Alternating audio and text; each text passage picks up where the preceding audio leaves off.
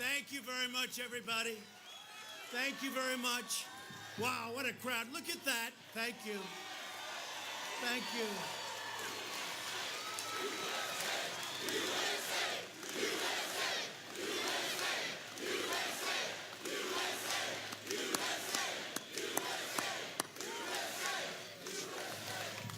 Well, before we begin, I have to tell you that runway is like an ice skating rink. And the first step, I said, you know, this sucker is slippery. I think it was put in by the Democrats. Oh, that's why. I don't know, whoever the hell got that thing, that's a trap. I'm telling you, it's like ridiculous. You know what I'm saying that for? Don't pay the bill. Okay? Because that is crazy, fellas. So next time, you know, we don't want to have that. Can you imagine if I went down, the press would have a field day for weeks and weeks. They'd say, he went down. He made a mistake. Look at that. Isn't that terrible? Isn't that terrible? Thank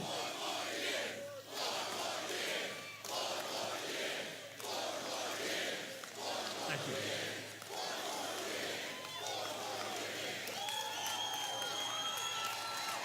Well, I just want to say, hello, Panama City Beach. It's a nice place. We had some great times here. You remember before that great election, that great election, 16, right? 16. And now we have 20 coming up. Who would believe? November 3rd. Not November 8th. It's November 3rd, and it's going to be just as special as November 8th. Going to be just as special. And in certain ways, I can't say it's more important, but it's equally as important because we've made strides like no country has made strides. What's happened to our country? But we had a great time, and we had some incredible rallies right here, and we're working really hard for you, and we're going to talk about that in a little while. Things are going well, okay? Well, you got hit with a little hurricane called Michael. That was not a nice hurricane, I can tell you that, but it's going well. And I'm thrilled to be here with really, truly incredible men and women of the Florida Panhandle. My friends, it's your strength and devotion and values are what truly make America great and what make America run. You know that. You love our country, you're proud of our history, and you always respect our great American flag. Right? So I was last here in the immediate aftermath of Hurricane Michael. You remember, we came, that was pretty bad stuff. And I pledged to you unwavering support and the support of our nation until you have fully recovered and rebuilt. And we will never, ever leave your side. We've already given you billions of dollars, and there's a lot more coming as you do it. And to support your recovery from Hurricanes Michael and Irma, the federal government has committed more than $10 billion to the state of Florida. It's committed. It's all committed. And Rick Scott and your new governor is a great governor. Rick was great. Ron DeSantis is great. So now Rick has gone on to the Senate along with Marco Rubio, and we're all working together. And things are going good for you and for our country. Thank you. I love you too. Thank you. That's the guy, but I love him, all right? Whoever the hell you are, I love you. And tonight I'm pleased to announce that my administration will be allocating $448 million in HUD disaster recovery funds for the great people of Florida.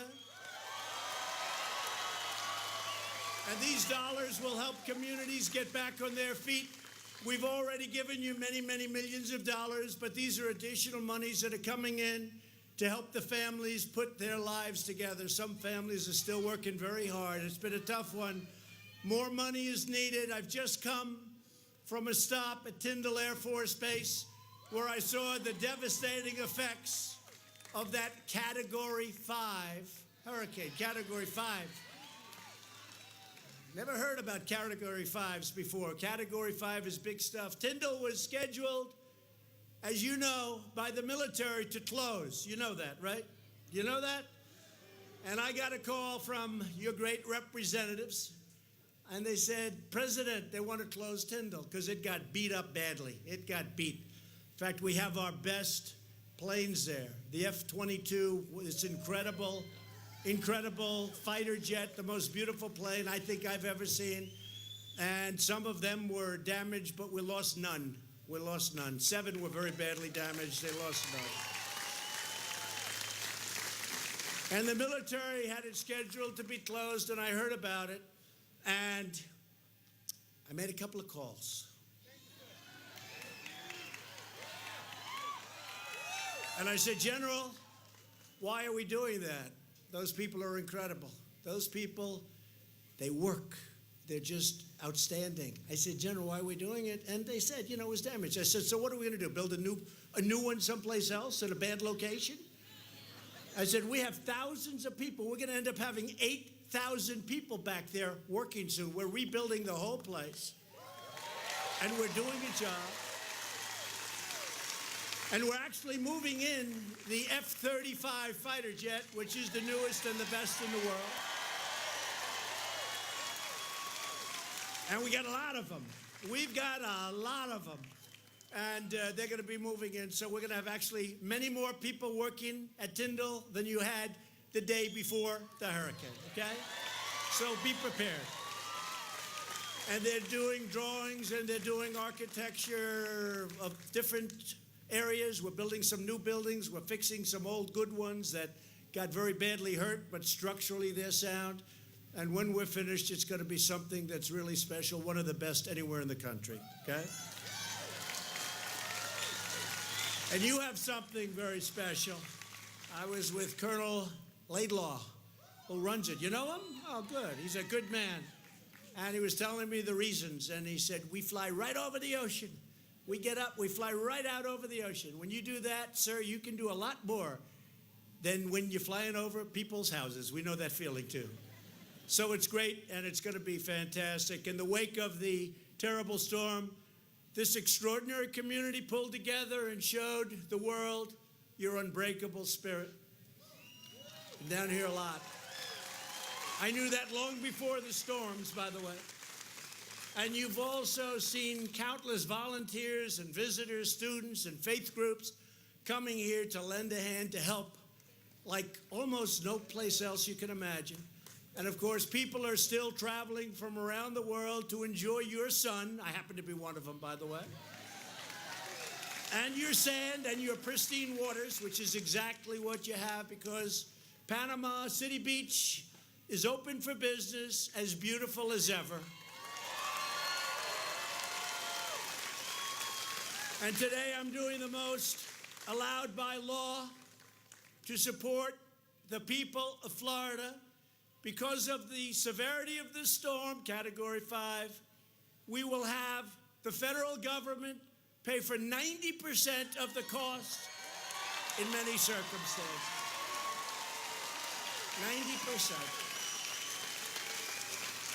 90%. And we can do that because of the incredible devastation and the size of that storm.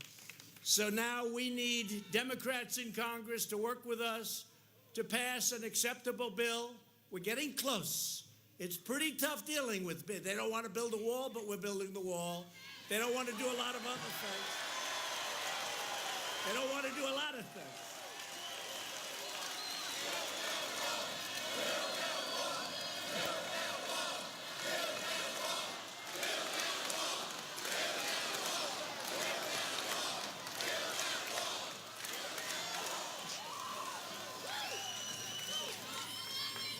So we're building a lot of things. We're doing a lot of things, and that includes additional Hurricane Michael relief funding immediately. The money is coming immediately. No games, no gimmicks, no delays. We're just doing it. We're just doing it. And by the way, FEMA, my people at FEMA did a tremendous job here and elsewhere, by the way. They had this, they had Texas, they had Puerto Rico. Puerto Rico got $91 billion, and I understand they don't like me. It's the most money we've ever given to anybody. We've never given $91 billion to a state we've never given. We gave to Puerto Rico $91 billion. And I'll tell you, the services, you look at the Marines, you look at the Navy, the job they did there was really incredible. Incredible. Incredible. In fact, I brought a chart. Would you like to see a chart? And very haphazardly, I just happen to have it with me. So there's your chart. Does everyone see that? So now, see, I didn't want to spend on a big board because that costs the government too much money. I want to say.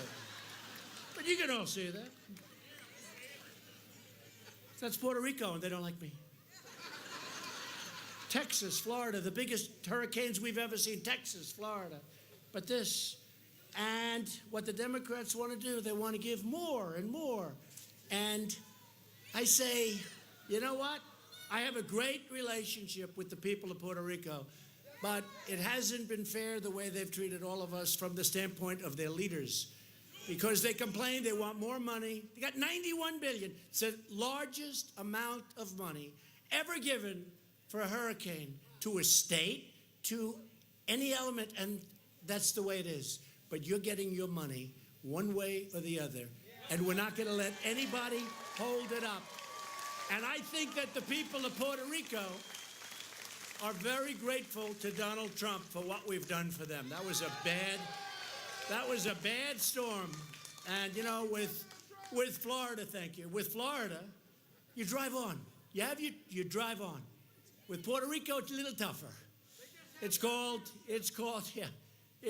you get into a boat or you get into something. But they did a hell of a job, including bringing the biggest hospital ship in the world right off the island. So I want to thank the military. I want to thank FEMA for what they did there, for what they did in Florida, Texas. You look at Louisiana, look at South Carolina, they got hit hard. North Carolina got a piece of it. Georgia, Alabama, these are great places, and they're all getting aid. But the Democrats are trying to stop it, but you're getting it. Don't worry, you're getting it. You're getting it. You're getting it. And you've already gotten a lot of it, so that's good. Instead of wasting time, energy, taxpayer dollars on partisan stunts and hoaxes and witch hunts, Democrats should be focused on building up our country. Did you see what just happened, by the way? No collusion, no obstruction, no anything. 2 years on a witch hunt. I could have gotten anybody in this audience. I could have found something on you. 2 years. Almost $40 million. 20 Trump haters, Democrats, I call them angry Democrats. After 2 years, nothing. No collusion. And now the Democrats, we have a great attorney general, now the Democrats are saying, we want more. You know, it was going to be like, we want the Mueller report. Now they say, Mueller report? No, we want to start all over again. It is a disgrace. We got to focus on infrastructure. We have to focus on lowering medical prices and medicine. Always focus on our military and our vets, which we've done.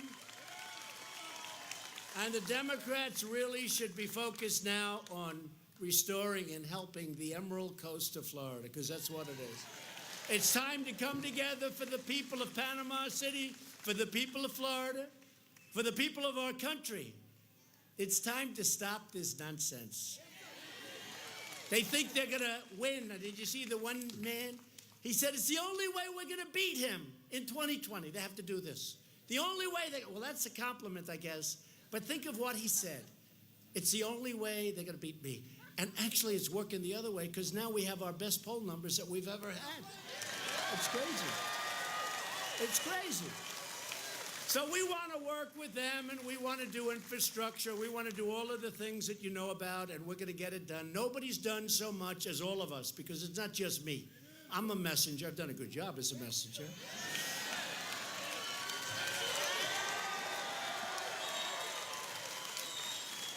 I've done a good job, but you've done a great job because you came from all over. You came from all over. You voted. They didn't know you. They didn't know that you folks existed in many cases. The invisible people. And you know what you are? You're the smartest. You're the hardest working. You pay your taxes. You do all of this stuff. Great jobs, great talents. You're the best looking people, that's for sure. You ever see, I joke about this, but it's really not joking. They call themselves the elite. You ever see the elite? This is the elite.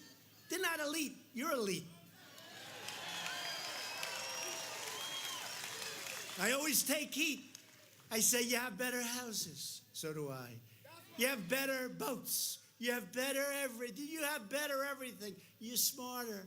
You know, I say, no, we're the elite. So let's let them be the elite, but we're the super elite. There's not even a contest. There's not even a contest. I always laugh when I hear, they're the elite. And then you see this guy and you say, he's not elite. Not in my book, he's not. But we're delighted to be joined tonight by many terrific Florida Republican leaders. They really have been fantastic. And you just got a little sample of it, and you're getting a great sample of it because as your governor, Ron DeSantis, has been doing a fantastic job. Where is Ron? Where is he? Thank you, Ron. Great job. Great governor. And along with Ron, you know, is First Lady Casey DeSantis. And your First Lady, Melania, is a big fan of Casey. Big fan.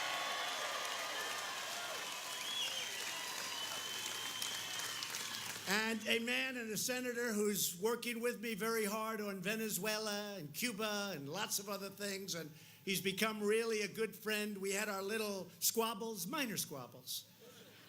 But we've come together. He's a terrific person, actually. Senator Marco Rubio. Where is he? Thank you, Marco. Great job. Good man. How are we doing in Cuba, Marco? How are we doing in Venezuela? Step by step. Step by step. What's happening in Venezuela is disgraceful. People are dying. They have no food. They have no water. This was one of the wealthiest countries, really, in the world. And now they're living so badly, so dangerously. So many people are dying. And we're working hard on that problem, and we're being tough. We're being tough, but we have no choice. It's not fair what's happening to those people, great people. The Venezuelan people, I know them very well. Those people around Doral, it's Venezuela, it's called Little Venezuela. I got to know them very well. They're great people. They're great people. Another friend of mine, he was just up, and he was a solid person for the people of Florida when he was governor. He loves the people of Florida. Now he's in Washington. Senator Rick Scott doing a fantastic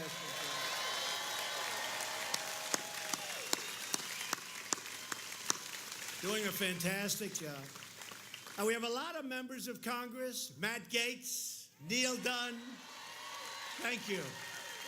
Thank you, fellas. You have your Florida Lieutenant Governor, Jeanette Nunes. Jeanette. Thank you, Jeanette. Great job. Florida Attorney General Ashley Moody.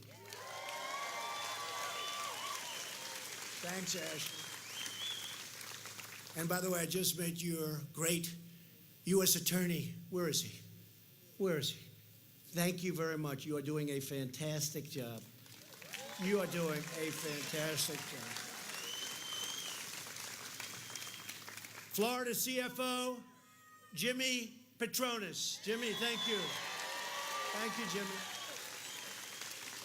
Florida GOP Chair and State Senator Joe Gruters. Joe. Thanks, Joe. RNC Chairwoman, you know, she won a state, a great state, Michigan. I said, who was that? Now, nobody's won Michigan for decades as a Republican, and we won. So when it came to choosing who the head of the RNC would be, I said, who's that woman that was so great up in the state of Michigan? Because we won that state. We weren't expected to. But, you know, we left. That was the last speech I made. And we had 32,000 people show up at 1 o'clock in the morning. It was now election day. Think of that. And I left. Think of it. Election day. And I left and I said, I don't know why we're going to lose. We had 32,000. Our opponent, we want to be nice. Our opponent was there at prime time, like 6 o'clock. And she had 500 people. I said, why are we going to lose Michigan? And you know what? We didn't, because Ronna McDaniel was fantastic. And another one who's fantastic, RNC co-chairman Tommy Hicks. Thank you, Tommy. Thank you. Thank you, Tommy. Great job. And we have so many people. Look, we have so many. We could go on all night, but let's get back to business, right? So this is an incredible time for our country. America is thriving again. America is winning again. And America is being respected again. We're respected.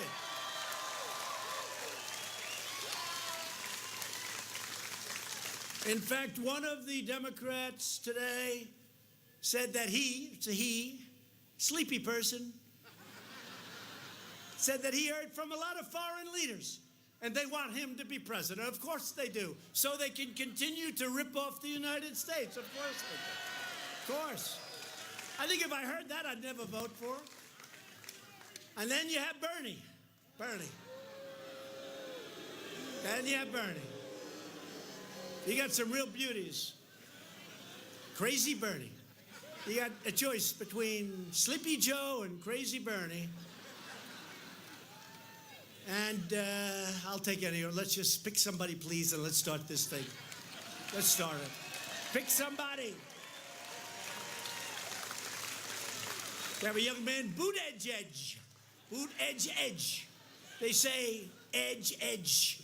He's got a great chance, doesn't he? He'll be great. He'll be great. Representing us against President Xi of China. That'll be great.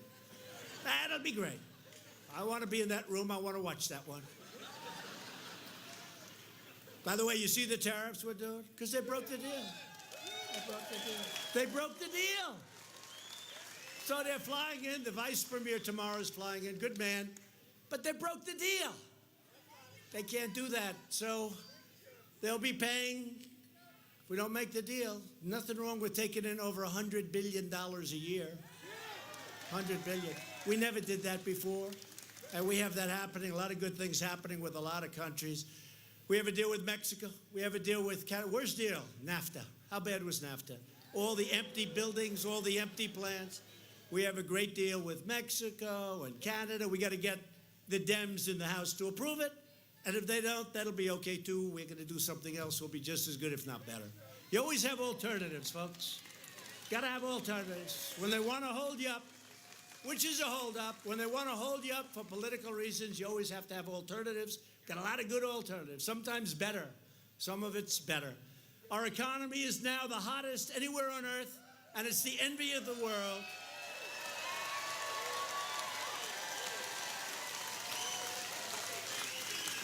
Every time a foreign leader, a president, a prime minister, a king, a queen, a dictator, we got some of them too. Every time they come into the office, they say, congratulations on what you've done for this economy. It's the hottest on earth. It's incredible. Every single time, that's how they start off the conversation. And you know it because the people of Florida are truly benefiting by what we've done internationally and nationally. So thank you. And our policy can be summed up in 3 very simple words: jobs, jobs, jobs. The United States economy created another 260,000 jobs last month. Way, way, way above what people thought. They were making predictions much lower. Then the big one. They were thinking about 1%, 1.2%, maybe 1.5%. And our growth number came in for the first quarter, which is almost always the lowest quarter of the year, historically. 3.2%, crushing expectations.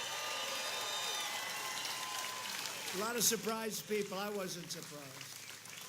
Since the election, we've created nearly 6 million new jobs, including more than 500,000 manufacturing jobs and nearly 700,000 new construction jobs. numbers that if I would have said this during the campaign, those people back there, I call them the fakers, fake news media.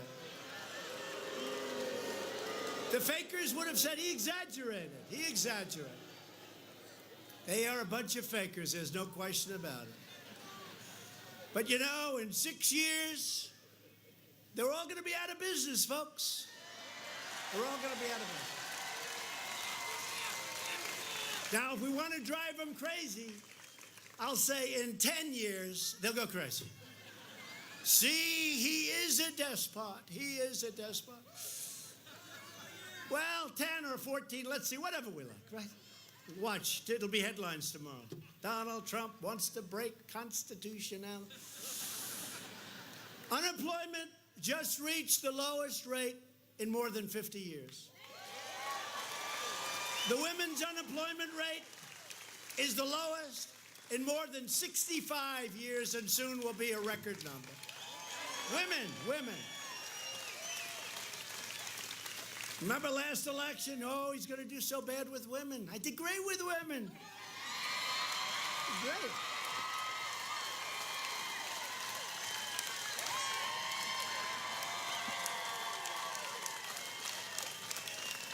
We did great with women. Hispanic American unemployment just hit another brand new, all-time historic low.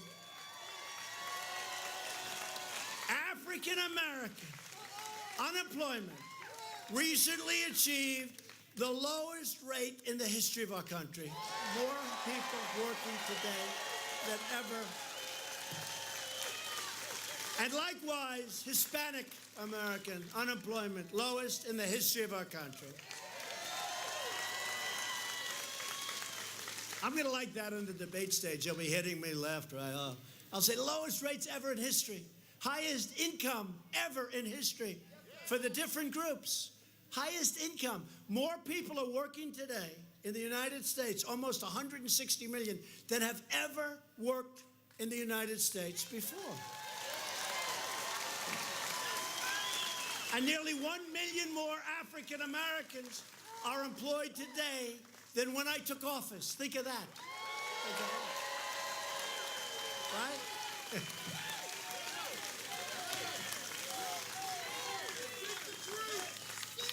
That's right. That's what it is. Guy just screamed out 14 more years now. 14 more years. After many years of stagnation, wages are rising very fast. Hasn't happened in 20 years. And they're rising fastest, which makes me feel very good, for blue-collar workers, fastest proportionately. And driving our whole agenda is a jobs boom that is historic. Hasn't happened like this in many, many years, if at all. Certainly during record keeping, has not happened like this.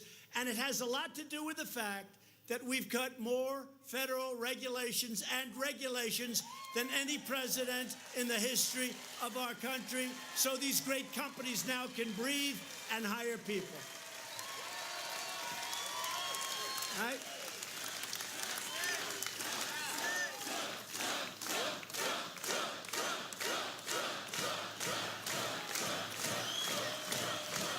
Thank you. And we just passed the largest package of tax cuts and reforms in American history, the largest. And we got rid of the individual mandate of Obamacare, the most unpopular thing.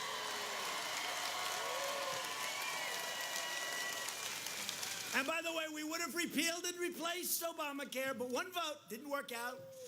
After campaigning for 8 years, this particular person decided at the last moment to go no. It's all right, we'll get it anyway, it doesn't matter. We'll end up getting better. We'll end up doing better. Sometimes, you know, things like that happen, and you get angry, and you get a little bit sad, and then some of you weep. I don't weep, but you don't weep too much. I know too many of you. They never wept in their life. They didn't weep when they were babies.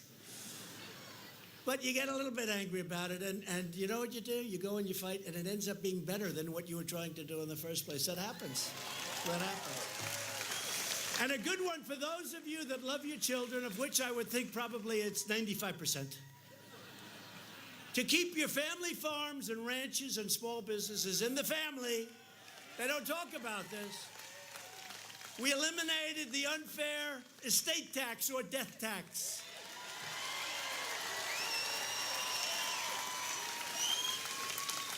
So now if you love your child or you love your children and you have a beautiful farm, ranch, small business, it's doing great. You know, the old days, meaning like about 2 years ago, they had to go out, borrow money from a bank, lose their business in many cases. Now you don't have a tax. You don't have a tax. So if you love them, good.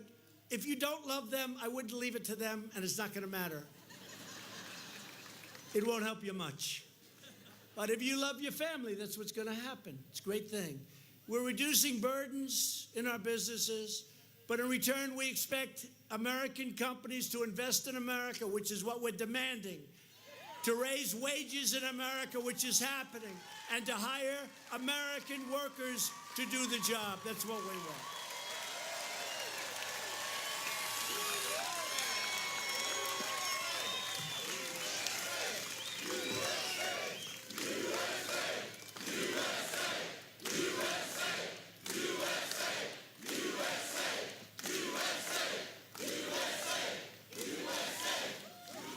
And as I stand here floating around on a piece of ice, this is crazy.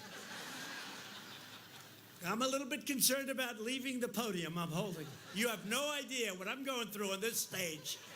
This is the worst damn stage I've ever seen. I've never seen stupid people did this one. No, or brilliant. Or brilliant. They may be the enemy. If it's the enemy, then they're brilliant, but I want them the hell out of here. And we're reversing decades of calamitous trade policies that enrich Wall Street at the expense of Main Street. You see what's happening.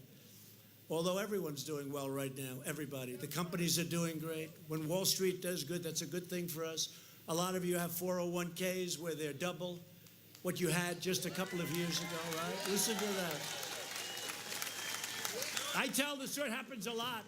But for some reason, this big policeman, you might have heard it, but this big, strong guy comes to me. I was in New York, and he said, "Sir, thank you. My 401k," and that was a year ago. This happens all the time. He said his 401k is up 47%. He said, "My wife used to think I was just horrible at investing, and now she thinks I'm the greatest investor in the world." And I thank you. Now the numbers are much better since then, but that's the 401ks. Everybody's through the roof, and we're going to keep it that way. We're going to make it better and stronger, and we're going to take in a lot of money from a lot of these countries and other folks that have been ripping us off for a long time. Long time. I mean, we pay for the military, and we're defending nations that are so rich. And I say to him, "King, you got to do me a favor. You got to pay." But nobody has ever asked for money. I said, no, you got to pay. You got to pay. We lose billions and billions of dollars, individual countries. And you know, it's one thing if we're helping people who are being horribly treated and they don't have money and the countries are, it's one thing. It's another thing if we're dealing with countries that are loaded with cash, make a fortune, and we're defending them for a tiny fraction of what it costs. It's ridiculous. So it's all changing, a lot of changes.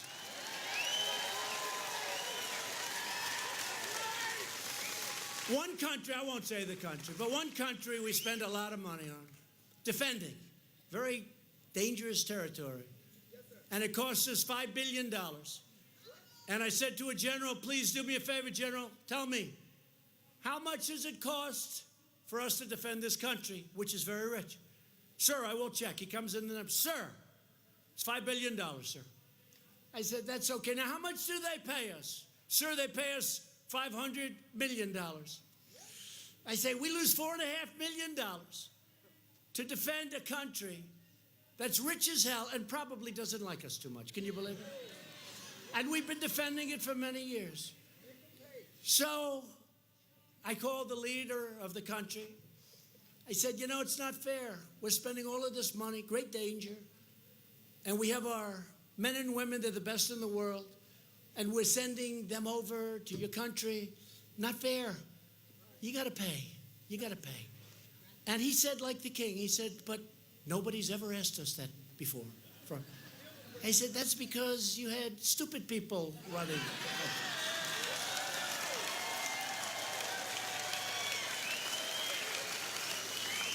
So they said,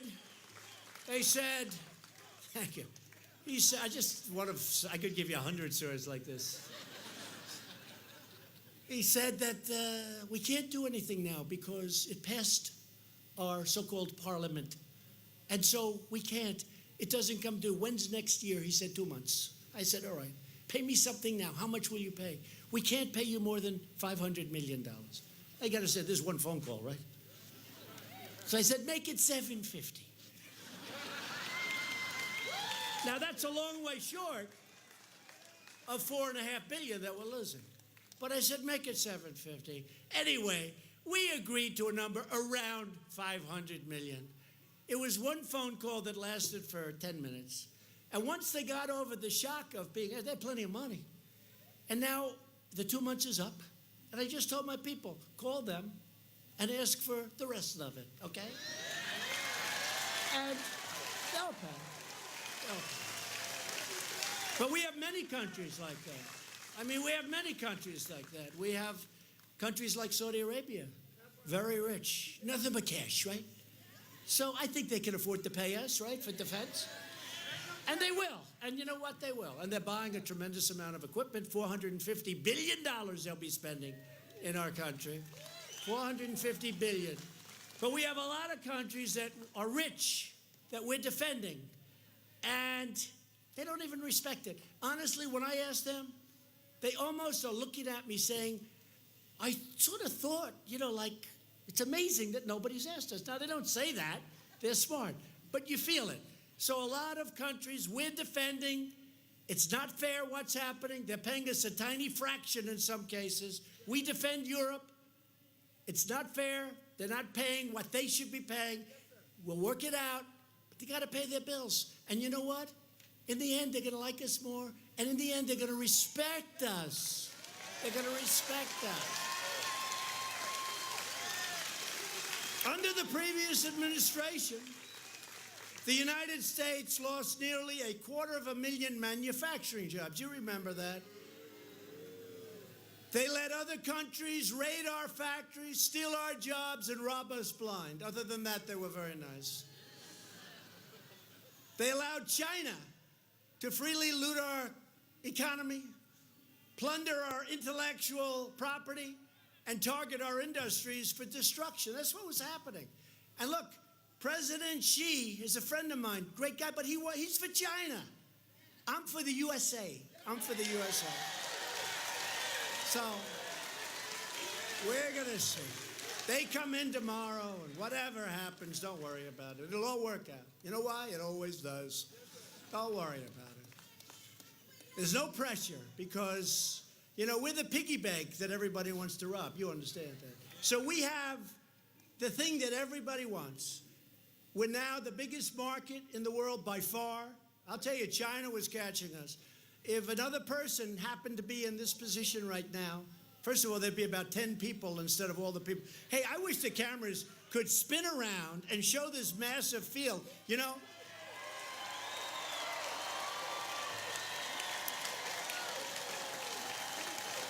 They won't do it. They won't do it. They never do it. They don't like to show it. And, I actually try and explain the ones that are semi-friendly. I said, it's good for your production value to do that. Your production values are much better. Yep. Let them know it.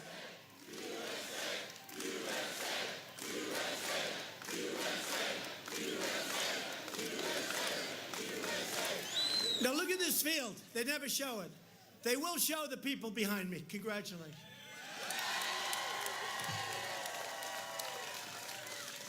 They may have a lousy seat, but you know what? They'll be famous tomorrow. But it is true. They never like to show the crowds. I went to Texas, and I made a speech. And Beto, boy, is he falling like a rock. What the hell happened to Beto? So we went to El Paso. and I made a speech, and we had an arena that holds 8,000 or 9,000 people. The arena was packed. We had 35,000 people outside. We had these massive movie screens outside, so those people that couldn't get in could see. He had 502 people. The next day in the news, the New York Times guy actually wrote a story that he thinks that he had more people than me. Can you believe this? No, can you believe it? No, so dishonest. And most of them just said, two massive crowds were in it. Well, his crowd was not massive. He had like 502 people, according to the people that count crowds. So we get a very bum press, but that's okay, because we're here and they're not, right? We're here and they're not. A very dishonest people. And maybe it'll change. You know, what's wrong with having a strong military, good education, a strong economy? I don't get it. I don't get it. I don't get it. The hatred is incredible, but let's just keep it going, folks, because that's the way it is.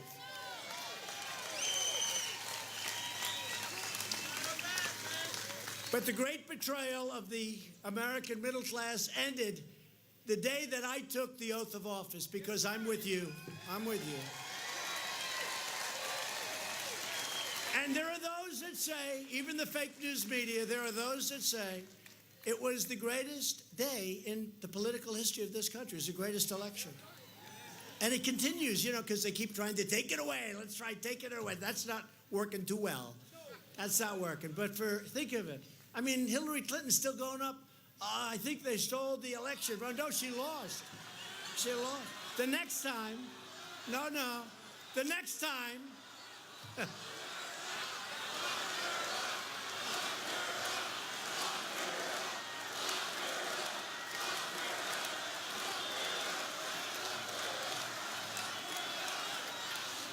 the next time, she's got to go to Wisconsin to campaign.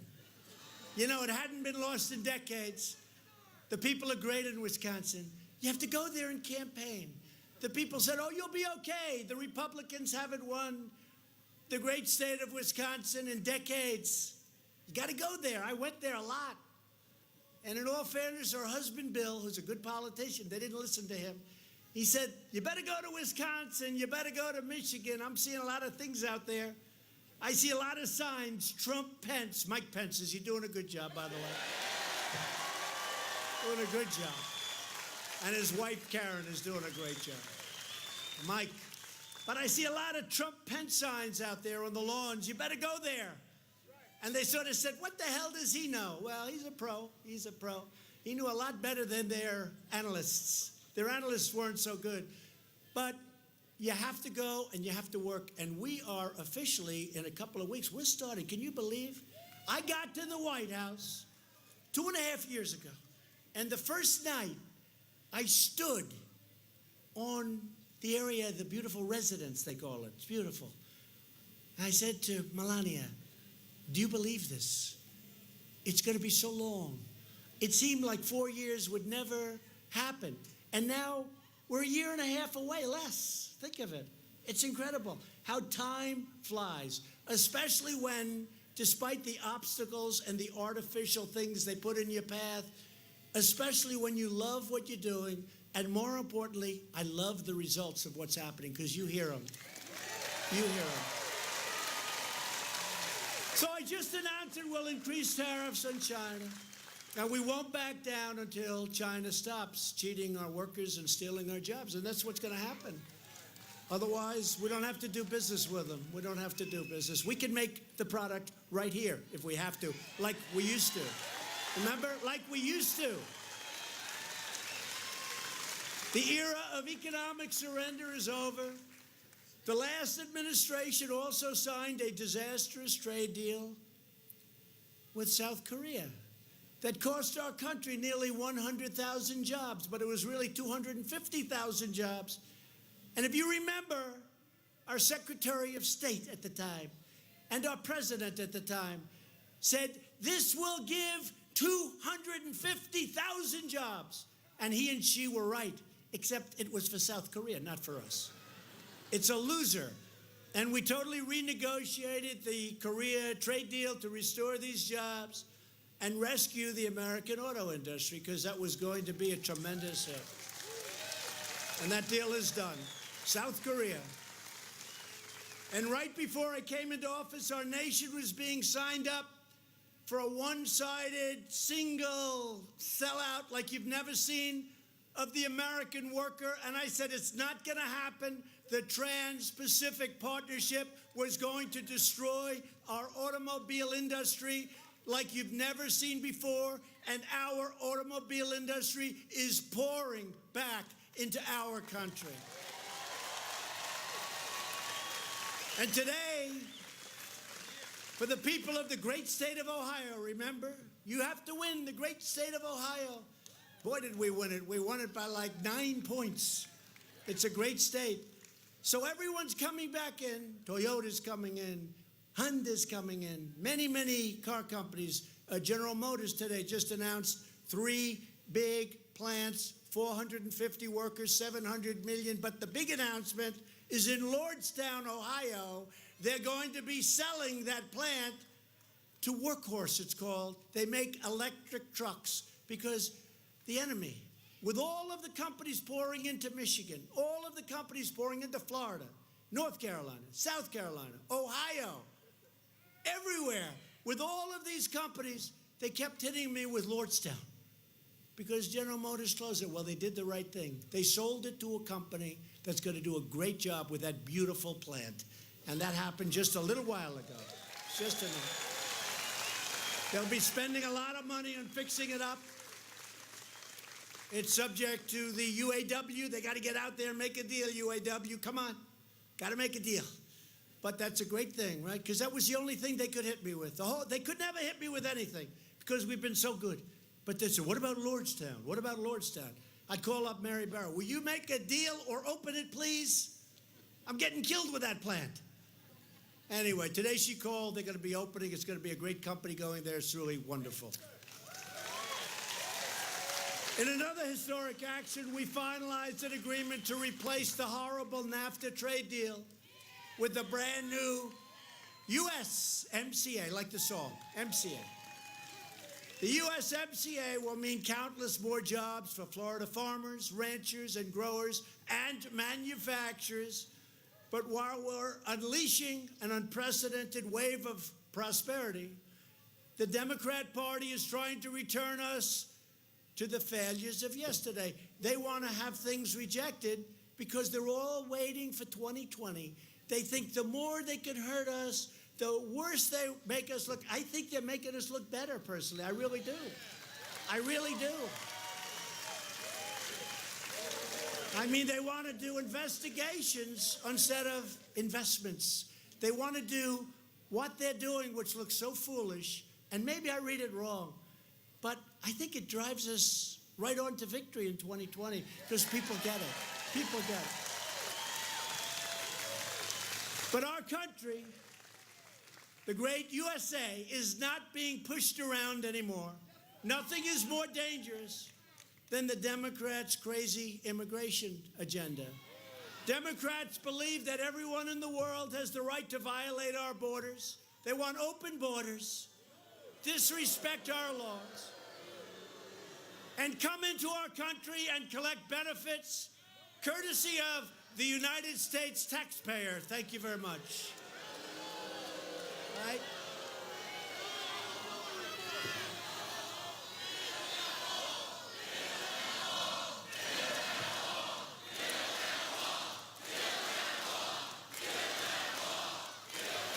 So despite the fact, and you see the hell we're going through trying to get the wall, which, by the way, works.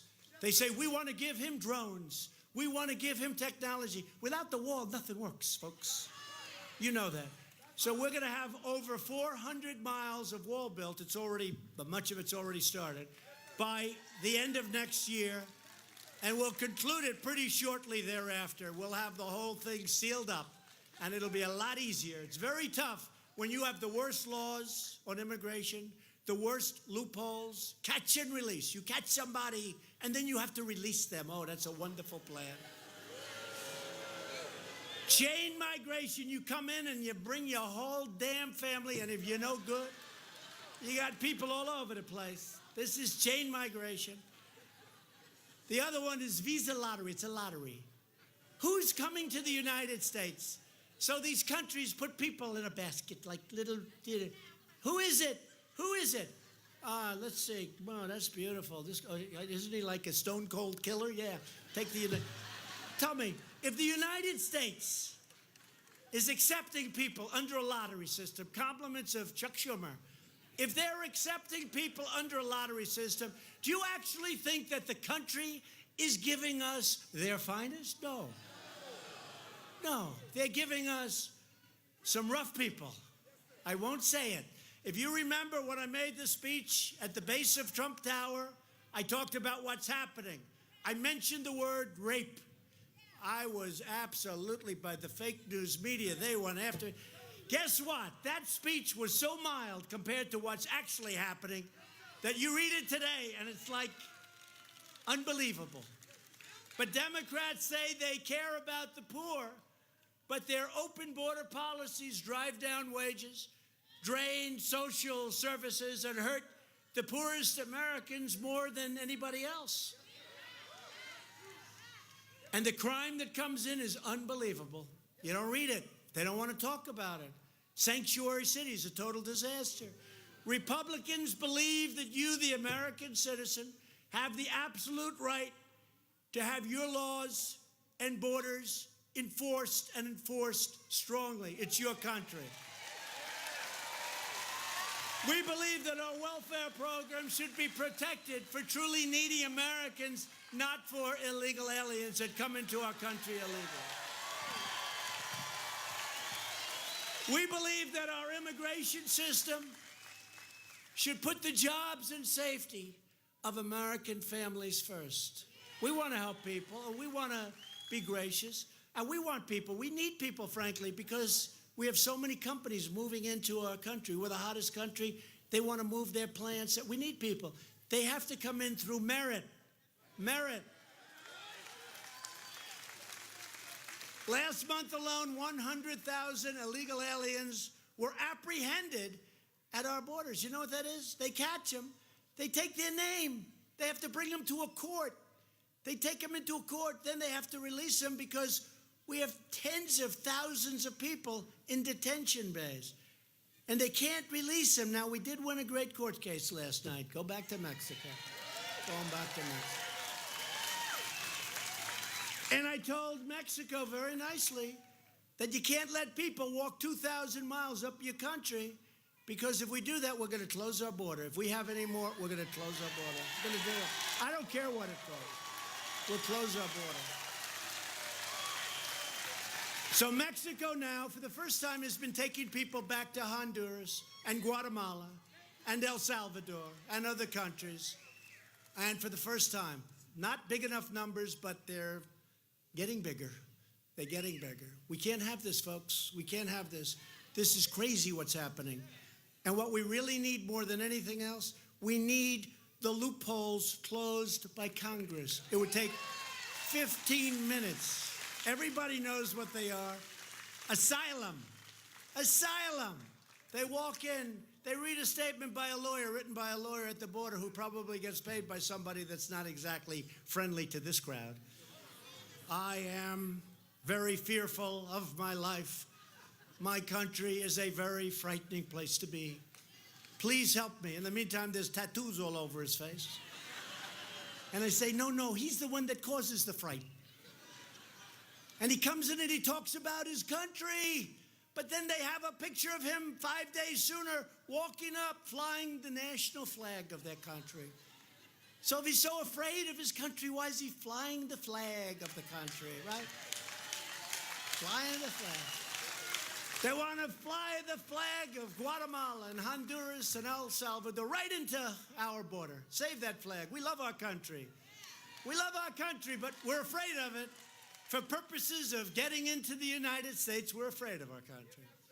No, we can't let this happen. The Democrats, we need the votes. We need the votes. Otherwise, you're going to have to vote them out of office, Congress, the Senate. You're going to have to vote them out of office come November, next November, November 3rd next year. You're going to have to vote him out of office because otherwise you can't make a change. We need the votes. We have to go through Congress. How we ever ended with this stuff is incredible. But they don't mind it so much because they don't mind crime. They don't mind crime. No nation can tolerate a massive, organized violation of its immigration laws. And no one should run for office without an ironclad pledge to protect and defend America's borders. Shouldn't be allowed to run. And to confront this crisis, you saw that. It was a big deal 2 months ago. I declared a national emergency, which is what it is. This is an invasion. When you see these caravans starting out with 20,000 people, that's an invasion. I was badly criticized for using the word invasion. It's an invasion. And it's also an invasion of drugs coming in from Mexico, okay? It's an invasion of drugs. They all better be careful because, you know, we're destroying the lives of hundreds of thousands of people a year with the drugs that are pouring across our southern border. They better damn well be careful because people are wise to it now. They have drug dens and drug labs and factories right along the border. They make the crap right there and they send it over our border where we don't have walls. They drive it right through because we have 2,000 miles between the Gulf and the Pacific, 2,000 miles. Now, a lot of it, you don't need the wall because it's mountains, it's big, strong rivers, it's snake country. Nobody's walking through certain areas. You got to like snakes a lot. They got some rough country. But we need, and what we need, we'll have done. But they can't do this. They can't let this happen. And we're being very tough with them, I'll be honest. Mexico made $100 billion on average over the last 10 years. $100 billion. They took 30% almost of our automobile business. We make cars. They send them through the United States. That won't happen anymore under the USMCA. It'll be prohibitive. It'll be economically prohibitive. Our current immigration crisis is the result of Democrat-backed policies that prevent border crossers from being swiftly returned home. A border crosser comes in, you say, sorry, we're taking you home. And that's if you're nice, and I want to do that, okay? But we're the only one that has judges. Judges, think of it. They come across, we have judges. We're the only one. Nobody else has judges. We give them a trial. We need Perry Mason. It's crazy. Folks, it's crazy. And then they say, and the wall would help because it would not help. The wall would stop it, okay? The wall would stop it. I mean, when you have 15,000 people marching up and you have hundreds and hundreds of people and you have 2 or 3 border security people that are brave and great, and don't forget, we don't let them and we can't let them use weapons. We can't. Other countries do. We can't. I would never do that. But how do you stop these people? You can't. There's no... That's only in the panhandle you can get away with that statement.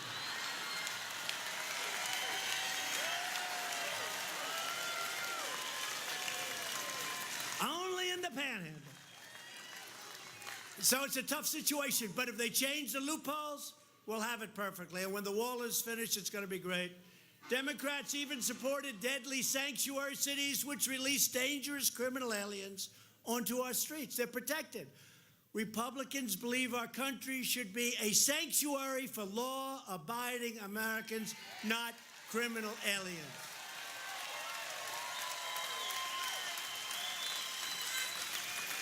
Congress must act to fix our horrible immigration laws. We must end catch and release, stop human smugglers. Have you seen what's happening? Human smugglers, human traffickers. Have you seen what they're doing? This is an ancient thing. It's an ancient crime. It's bigger now because of the computer, because of the internet, than ever before worldwide. Not just here, worldwide. And most come through our southern border where we don't have a wall. They don't go through ports of entry. You have people looking inside the car, the van. So you can't do that. If you have women tied up with tape over their mouths, you can't take them through a port of entry. And a lot of these people say, oh, they come through the port. They don't come through the port. They come through areas where you don't have the wall. 15 miles up and make a left. We got to shut down sanctuary cities, deport criminal aliens, and replace the visa lotteries, the chain migrations, with a modern system of immigration. We have to do it. On issue after issue, the Democrat Party has never been further outside the American mainstream. It's never been. I've never heard of anything like what's going on. I want to run so badly. I want this race to start immediately. Now Democrats are pushing a $100 trillion takeover of the U.S. economy, known as the Green New Deal.